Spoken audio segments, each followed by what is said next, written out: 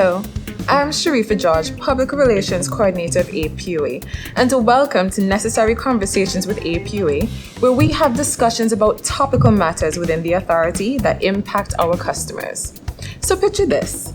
You are a property owner with both electricity and water services, and the consumption of these services are recorded by what is called a meter. Now, every 27 to 31 days under ideal conditions, your meter is read by a meter reader. These readings are used to produce a bill that is delivered to you. So your meter probably looks something like this. And your bill probably looks something like this.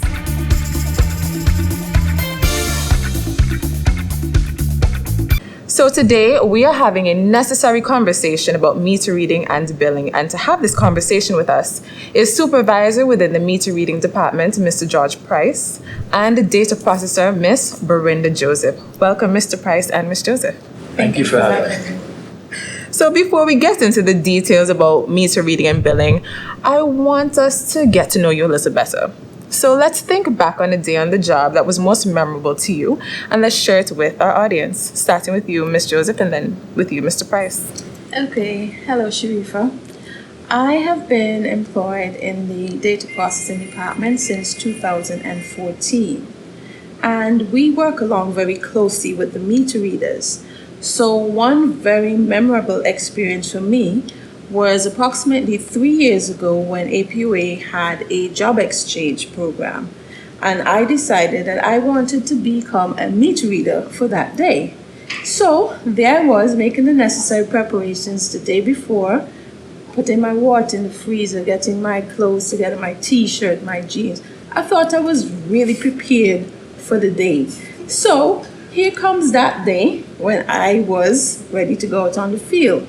So I reported for duty, had my clothes, my water, everything ready. And then the meter reader said, "Are you ready for this?" I said, "Well, I think so." So we went to Erlins. My area was in Erlins. And lo and behold, I did not expect what went on that day. Anyhow, we went to read, and it started off fairly okay. The sun was really hot. I had my cap on, everything. And, if you know how Erlins is situated, there's a lot of houses on top of the hill. So we had to walk to these houses. You can't drive to these houses. So I was really becoming exhausted. And there was a lady who felt so sorry for me. My ice melted. I had no more cold water. The hat that I had on wasn't working. And she said, "Miss, you want a hat?" And I have the hat up to today. And I turned to the meter reader and said, "Listen, if I ever thought ill of you guys, I sincerely apologize." From that day, I had a newfound appreciation and love for the work that meter readers do, because it's very challenging. There's a lot of obstacles you have to meet out there, and it's not easy. So sitting in the office and getting the reading is one thing, but experiencing what the meter readers do on a daily basis is another. I think I still have pictures from that day in my phone. Yes. My day it wasn't fun either, so I understand. So, Mr. Pryce, what about you? Well, for me, there are a lot of memorable days for me on the job, but something stood out for me when I went to a lunch and learn that was put on by the data processing department. Normally, we would send the readings up to data processing, and for me, it was they get the reading, they just make the bill, they send them back down to us to deliver. I didn't know the depth of the magnitude of the work that they had on a daily basis. These guys have to process cruise ships. They have to do calculations for the grid tie, the people who are on the solar, to give them their credit. And to be honest with you, when I sat there in that lunch and learn and realized the amount of things that they had to do, I too had a newfound respect for these ladies, because it's not easy. As Berinda says, it's easy sitting in the office and saying, this looks easy and that looks easy. But once you really get the feel and get the appreciation for what other people do, you'll understand. Very true. You said ladies. Are there male data processors too? Just Yes, there's just one. Oh, there's And just it's one. relatively new, so I understand why you would say ladies. one. And it came from us. Thank you for your stories, and I like them because they give an appreciation or understanding of what the roles are for both of your departments from the outside looking in. So it's not just you talking about what you do, but somebody else being able to experience and share that. So let's get into the conversation. So Antigua and Barbuda has just about 100,000 residents, and so for APUA, that's about 62,000 water and electricity accounts. Mr. Pryce, it's 108 square miles. How big is your team? My team consists of 36 personnel. They break down into 28 meter readers, 5 senior inspectors, 1 office clerk, 1 assistant supervisor, and myself, the supervisor. So it's pretty much a handful of persons then. Yes. So 62,000 accounts for water and electricity sounds like a lot, but could you convert that to how many households that could actually be? On an average, it's divided by 2. It's 2 meters per house.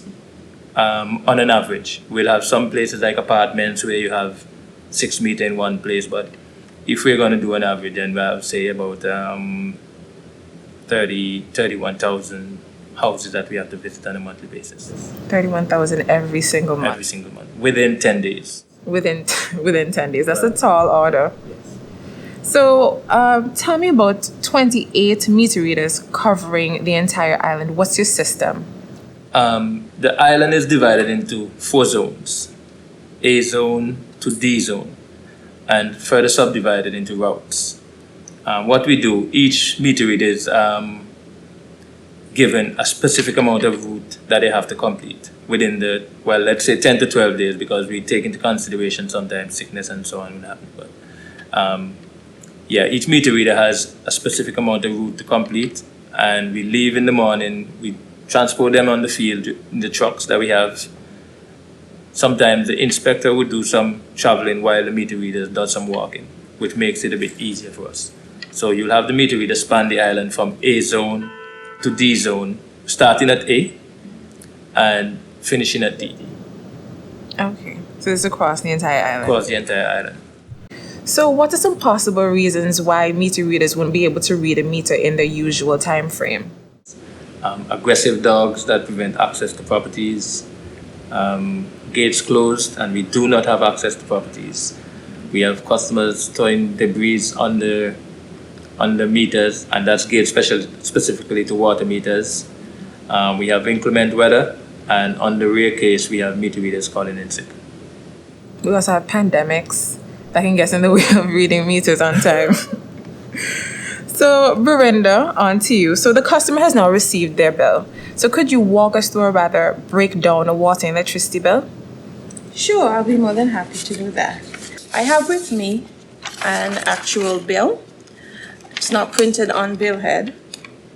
However, on the top of when you receive your bill, it's going to be folded like this. So there's some perforated edges, you remove them. But on the outside, it has the account number. Normally begins with E or W, depending on the type of service. It has the name. It also has the route, which is the area in which your account is. When you then get inside of the bill, it pretty much has similar information to what is outside, the account number, it has the name of the account. It also has on the top right-hand corner, it has the balance on the account. Now, in the box provided, it has some pertinent information.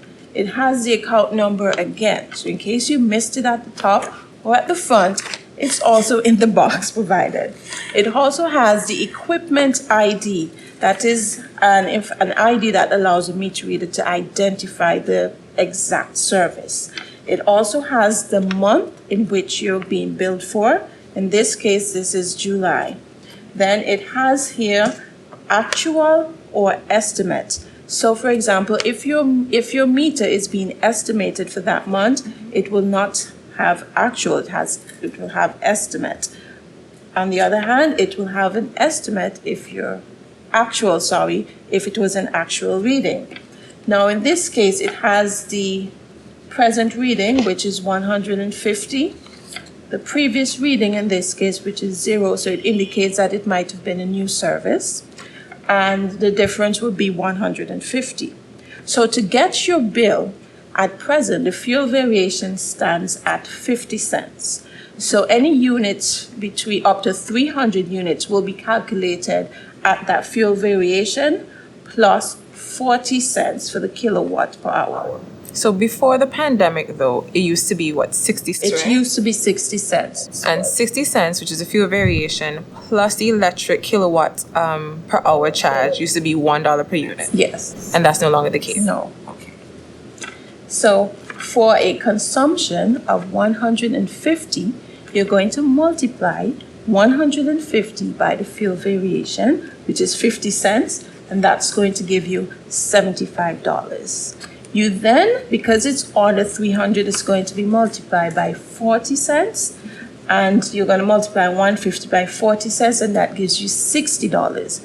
So you then add 75 and 60, and gives you a total of 135, and that will be your bill due. So pretty much any customer can calculate their bill once they know the formula. If your consumption is then over 300, it then goes into the second tier, which means up to 300 gets calculated at 40 cents, and any part thereof will then be calculated at 38 cents, sorry. So if you'd like me to give you an example, if you have a consumption of 450, then you're going to multiply that 450 by the fuel variation of 50 cents. Then you're going to multiply the first 300 times 40 cents. And the remaining, which will be 150, that is going to be multiplied at 38 cents. So then you add 3 and it will give you your total. And pretty much that's the standard calculation for your domestic service. What about water? Does it work quite the same way for gallons? Well, it's similar for water. The first 4,000 gallons for water will be calculated at a rate of 0.21 cents, and any part thereof will be calculated at 0.05 cents.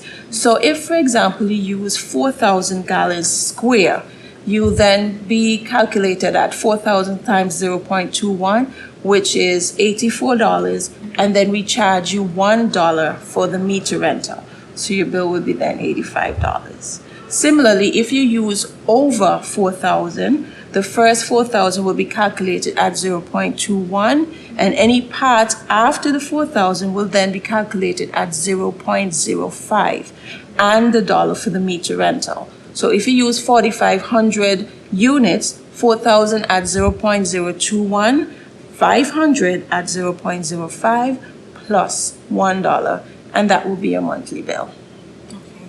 Thank you so much for that information, but we're out of time for this segment of Necessary Conversations with APUA, where we're talking about meter reading and billing. But not to worry, there'll be a part 2 of this conversation. So tune in next episode on Facebook and YouTube for Necessary Conversations with APUA. Until then, stay safe. Bye-bye.